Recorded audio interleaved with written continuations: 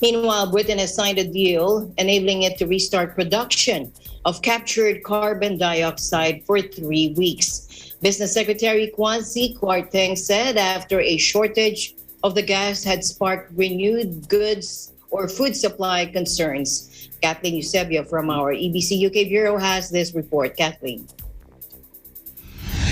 2 UK fertilizer plants accounting for up to 60% of Britain's CO2 supply, which is vital for the food industry, shut last week due to spiking natural gas costs.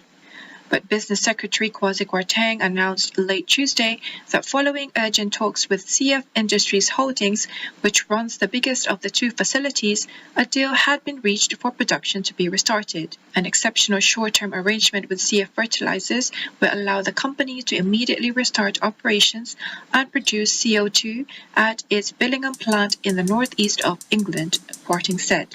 The government will provide limited financial support for CF Fertilizers' operating costs for 3 weeks, whilst the CO2 market adapts to global gas prices, he said in a statement.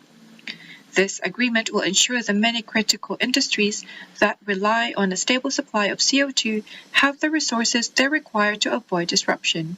The CO2 shortage has triggered warnings of further pressure on food supplies, which are already hit by insufficient numbers of lorry drivers. CO2 is used in abattoirs to stun animals before they are killed for their meat. It is also used to carbonate drinks, while frozen CO2 or dry ice keeps food fresh during transit. CF Industries boss Tony Will flew back into Britain on Sunday to hold urgent talks with the government. On Monday, the government had insisted that Britain would avoid a winter gas supply emergency as soaring gas prices also threaten domestic energy providers and household bills and the broader manufacturing sector.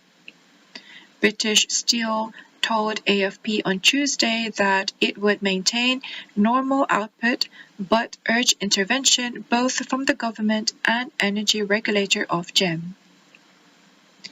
Reporting from London, United Kingdom, I'm Kathleen Eusebio. We live in interesting times.